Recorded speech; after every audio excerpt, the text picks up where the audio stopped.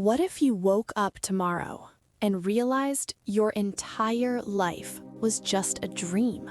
Not a metaphor, not poetry, an actual dream. Every person you've ever loved, every struggle you've ever fought through, every achievement you've celebrated, just images in a sleeping mind. Sounds crazy, right? But here's the thing. Some of the wisest human beings who ever lived believed exactly this, and modern science is starting to wonder if they were right. Stay with me, because by the end of this video, you will never look at your life the same way again. Let me ask you something simple. Have you ever had a dream that felt completely, absolutely real? Maybe you were falling off a cliff and your heart was pounding. Maybe you were back in school, late for an exam you didn't study for.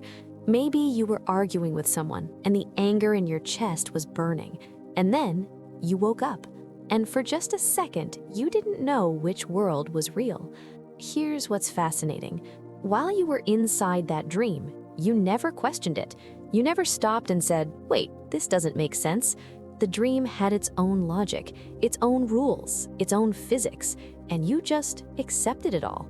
Your brain created an entire world, people, places, conversations, emotions, and you believed every single second of it. Now, here's the question that should make you uncomfortable. How do you know you're not in one right now? Oh, because this is real, you might say. I can touch things, I can feel things. But couldn't you touch and feel things in your dream last night too? This isn't a new question. It isn't something a philosopher invented in a university last year. This question is thousands of years old, and the people who first asked it left behind answers that will shake you. Thousands of years ago, long before microscopes, telescopes, or brain scanners existed, ancient sages across the world came to a shocking conclusion. They said, this world is not what it appears to be. In ancient India, they called it Maya. It literally means illusion. The great teachers taught that everything we see, hear, and touch is like a grand cosmic dream. It looks solid, it feels permanent, but underneath it's constantly shifting, constantly changing, like images on the surface of water. One ancient text puts it like this: the world is like a dream. It appears real as long as you are sleeping. The moment you wake up, you see it for what it always was.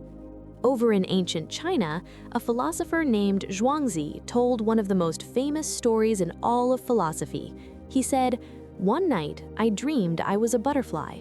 I fluttered around, happy, completely unaware I was Zhuangzi. Then I woke up, and now I don't know. Am I a man who dreamed he was a butterfly? Or am I a butterfly right now dreaming that I'm a man?" 2,300 years later, we still can't answer his question. In ancient Greece, Plato described prisoners chained inside a dark cave. All they could see were shadows dancing on a wall. They thought the shadows were reality. That was their whole world. Then one prisoner broke free. He crawled out of the cave, and when he saw the sun, real light, for the first time, he realized everything he had believed was just a shadow of something much, much bigger. Plato wasn't telling a cute story. He was issuing a warning. He was saying, you might be staring at shadows right now, and you have no idea. Now, here's what's remarkable. These sages didn't have email. They didn't attend the same conferences. They lived on different continents, in different centuries, speaking different languages. And yet, they all arrived at the same disturbing conclusion. What humans call reality might be a kind of dream, and most people never wake up. Coincidence? Maybe. Or maybe they were seeing something that the rest of us are too busy to notice. So, let me say the quiet part out loud. What if what we call reality is just another layer of dreaming? Think about it. You wake up every morning, but do you really wake up? Or do you just switch from one dream to another? In your nighttime dream, you might fly. In your daytime dream, you follow routines. You worry about bills. You scroll your phone. You react to things on autopilot. But in both cases, nighttime and daytime, your mind is constructing a world and placing you at the center of it. What if the only difference between your dreams at night and your life during the day is that one has more consistent rules? What if waking up in the morning is just moving from one dream channel to another? This sounds radical, but we're about to see why modern science is making this idea harder and harder to dismiss. Let's start with your brain. Right now, your brain is doing something absolutely insane, and you don't even notice. You think you see the world, but you don't. Not directly. Light waves hit your eyes. Your eyes convert them into electrical signals. Those signals travel through nerve fibers into the back of your brain, and there, in total darkness inside your skull, your brain builds a picture and says, "Here, this is reality." You have never, not once in your entire life, experienced the world directly. You have only ever experienced your brain's reconstruction of it. Colors don't exist out there. Red isn't a property of an apple. It's your brain's interpretation of a specific wavelength of light. Sound isn't out there either.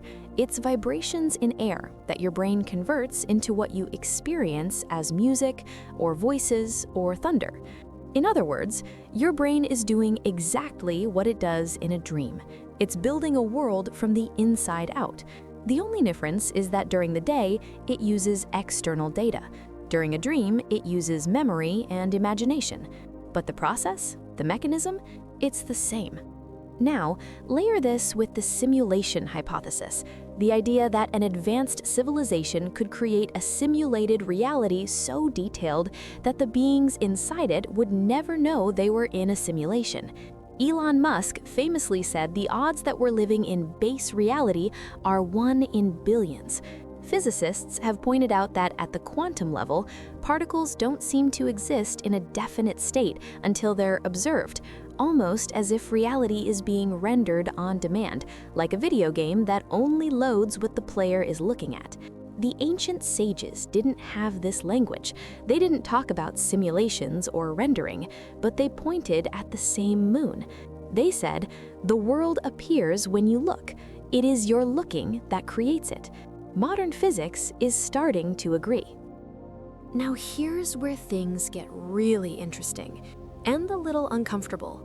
Modern science and ancient philosophy have been walking toward each other from opposite directions, and they're closer than most people realize. Neuroscience tells us that our experience of reality is a controlled hallucination, a best guess constructed by the brain. Quantum physics tells us that the observer plays a role in shaping what is observed, that reality at its deepest level is fuzzy, probabilistic, and stranger than fiction. Meanwhile, ancient sages, without a single piece of technology, sat quietly, turned their attention inward, and reported the same thing. Reality is not fixed. It is fluid. It responds to consciousness. And what you think is solid ground is actually a shimmering projection.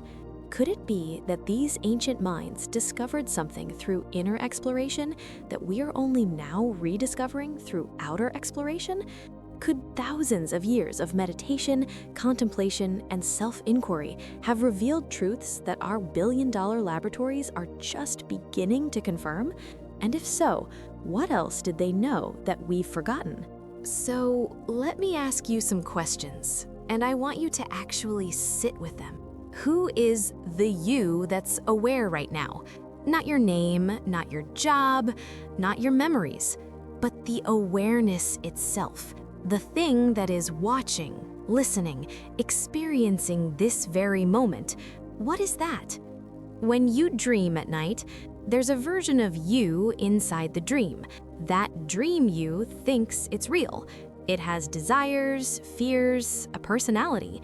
But when you wake up, you realize that wasn't really you. It was a character your mind created.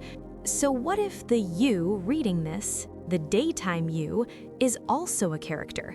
What if there's a deeper you, an awareness behind the awareness that is watching this entire life unfold, the way you watch a movie?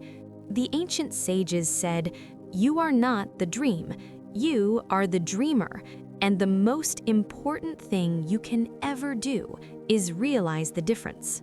Here's the insight that changed everything for me. Maybe waking up has nothing to do with opening your eyes in the morning.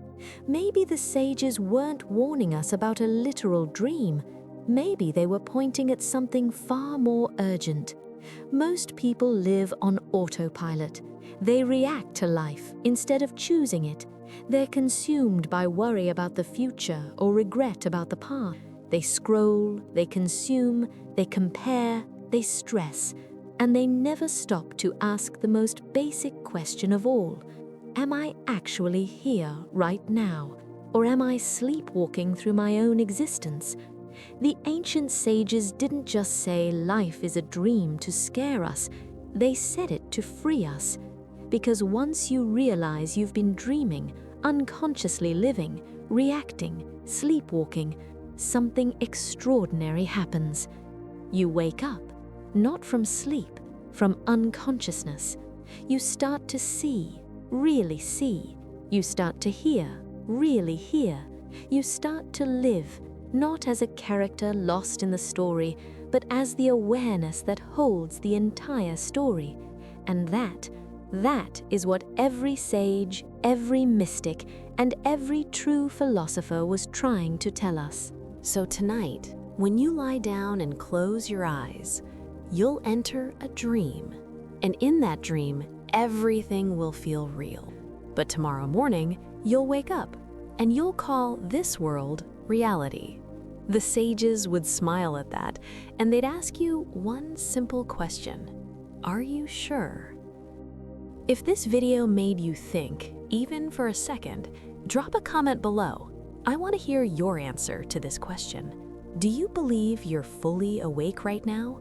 Or do you think there's a deeper level of awareness most people never reach? Your answer might surprise you. Subscribe if you want more videos that question everything. Hit the bell so you don't miss the next one. And remember, the most important thing you can do today is make sure you're not sleepwalking through it. I'll see you in the next video. Or maybe I'll see you when we both wake up.